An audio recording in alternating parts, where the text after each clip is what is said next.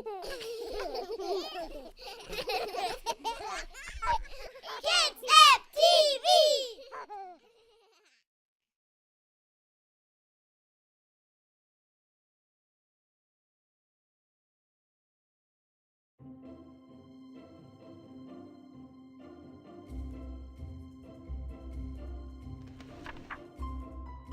There once was a miller who had 3 sons, a mill, a donkey, and a cat.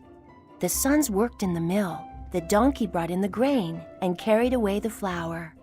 The cat chased away the mice to stop them from eating the grain.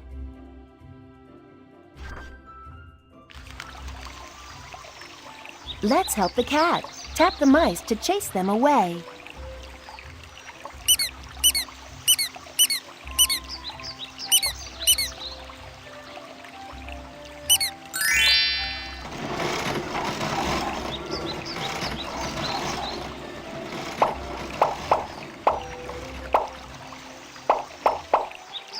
Let's help the cat. Thanks for chasing away the mice. Time for a cat nap.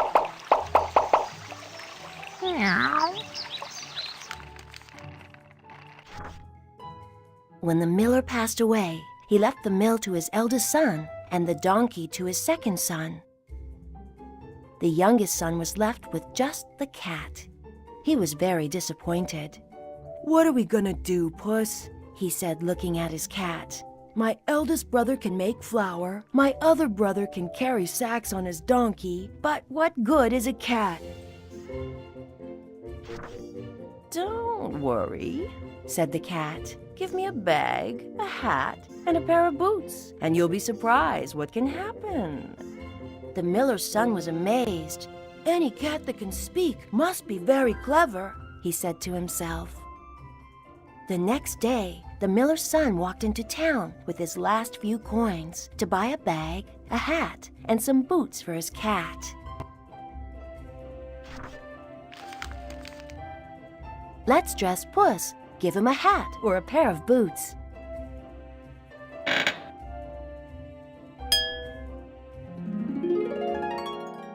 astronaut? Awesome! But it's very dark in here.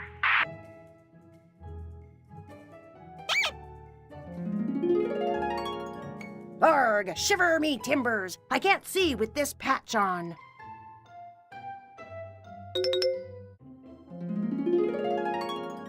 Abracadabra. Magic idea, but this robe is too long. Try these boots.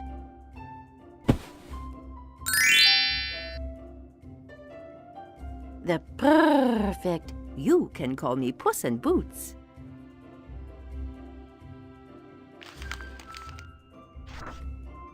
Puss proudly put on his boots and hat, threw the bag over his shoulder, then walked down the road just like a person.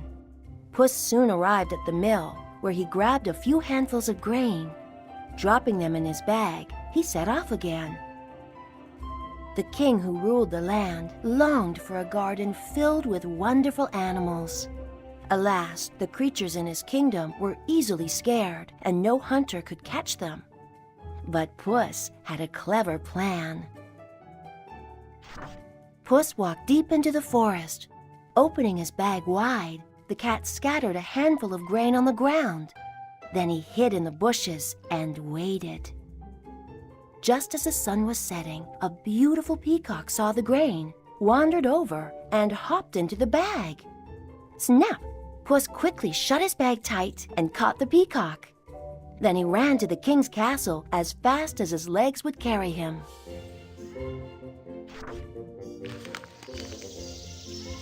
Help Puss run to the king's castle. Tap him to jump over rocks and bushes.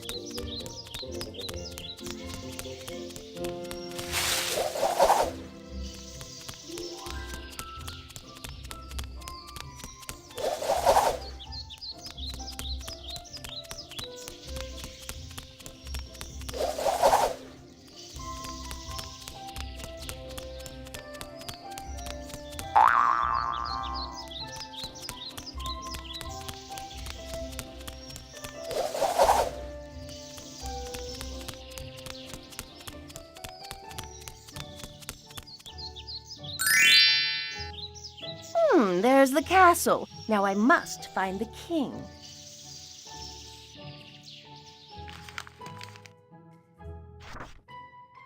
Puss marched into the castle and asked to see the king. Amazed by the sight of a talking cat, the guards let him in. The cat was brought before the throne. There, with a low bow and a wave of his hat, Puss opened his bag and let out the peacock. "Your Majesty," he said, "my master, the Count, sends you this gift." When he saw the peacock, the king was delighted. "Thank your master for his kind gift," He said. "This peacock will look beautiful in my garden. In return, please go to my treasure house. There, fill your bag with your weight in gold."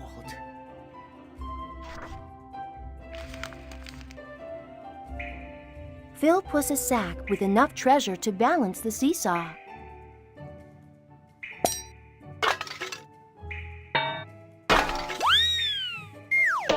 The gold bars are too heavy. Have another go.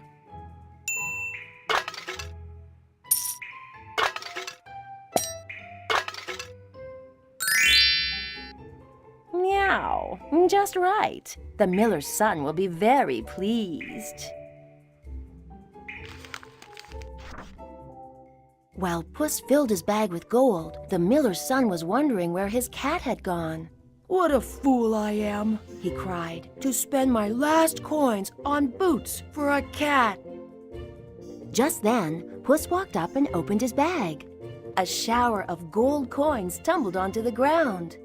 "Look what you get for buying those boots," Puss said with a grin. "Soon you will be even richer. I told the king you are a count."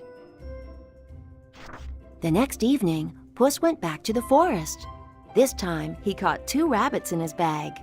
Once more, the cat went to the king and said they were a gift from his master, the count. Each and every day, Puss brought a new animal to the king for his garden. After 3 weeks, he decided to catch something really special. Help Puss collect some butterflies. Tap on a paw when a butterfly is close by.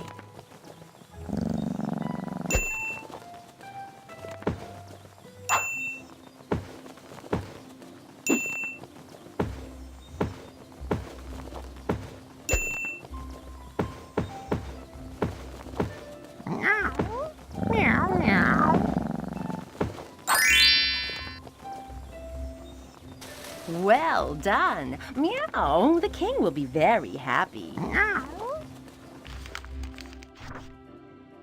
The king loved butterflies. "I feel so happy," He said to his daughter, a beautiful princess.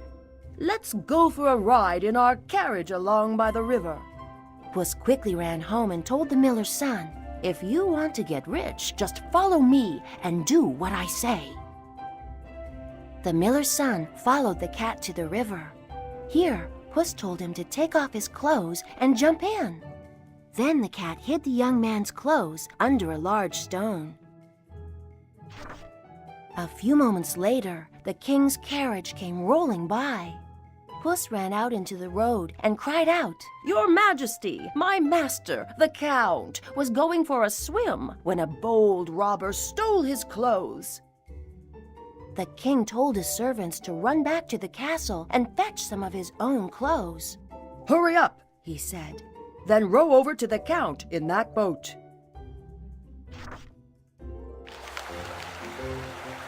Take the king's clothes to the miller's son. Tap the boat to avoid monsters and pirates.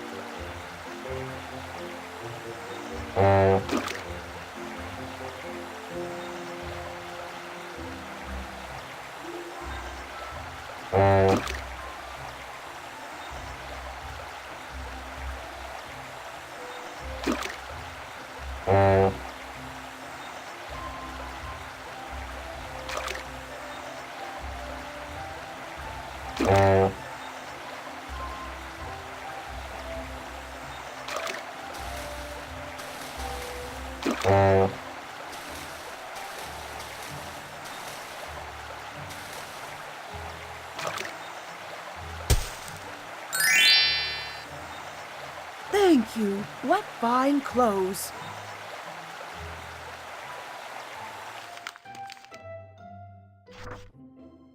Dressed in the king's clothes, the miller's son looked like a real count.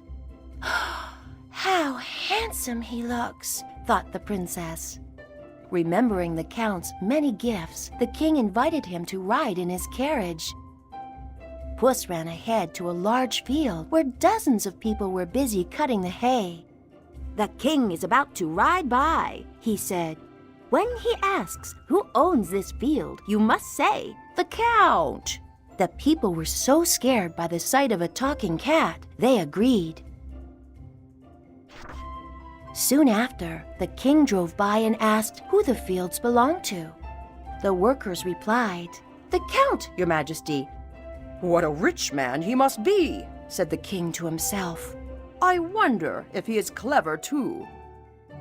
So the king decided to play a game with the count to test his wits.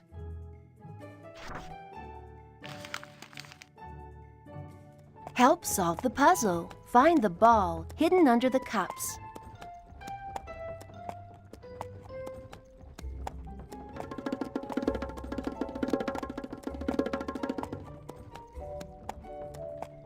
Not bad. Can you do it again?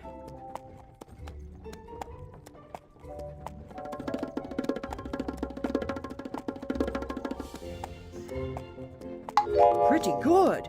Now try this.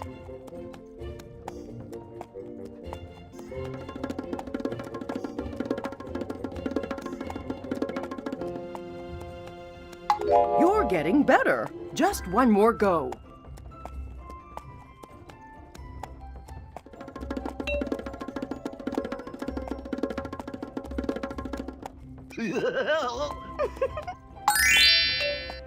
Wow, you're so clever.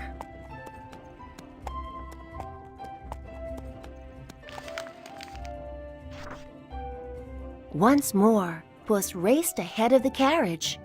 The cat ran and ran until at last he spied a castle hidden in the woods. A wicked ogre lived here, famous for his magic powers. Puss ran up and knocked at the door. There was no reply. Puss pushed open the door and walked quietly in. Inside, there were lots of doors, but no one to be seen.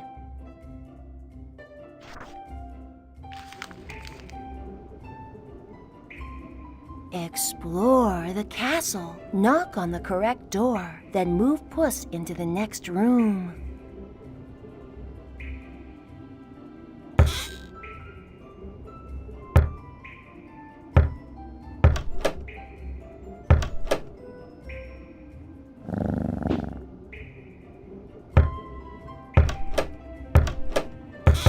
Meow.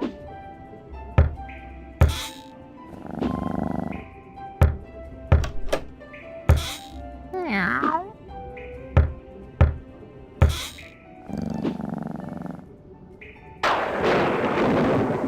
Yikes! It's the ogre!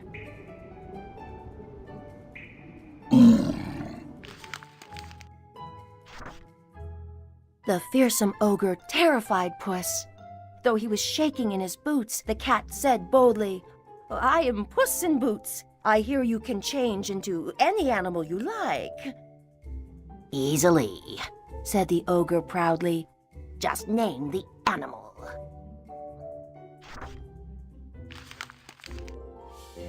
See what animals the ogre can change into. Tap the button to spin the wheel.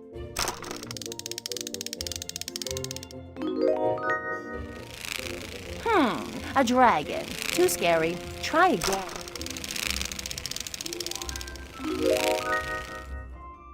A donkey. Those ears are too big. Try again.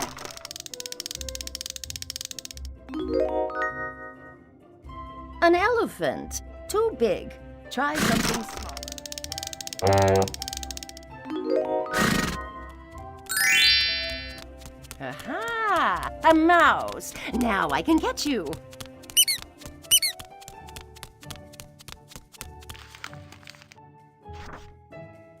Puss's eyes lit up when he saw the little mouse scampering across the floor. With one swift pounce, he gobbled it down, and that was the end of the ogre. Not long after, the king's carriage came upon the castle. Puss, hearing the rumbling wheels, ran to the gate and cried, "Welcome to the Count's castle," What a fine castle, said the king. dear Count. You would make a good husband for my daughter. The princess agreed, for the miller's son was kind and handsome. A year later, the princess and the miller's son were married. They lived happily ever after in the ogre's castle. As for Puss, he spent his days strolling through the town in his boots or warming himself by the fire in the great hall.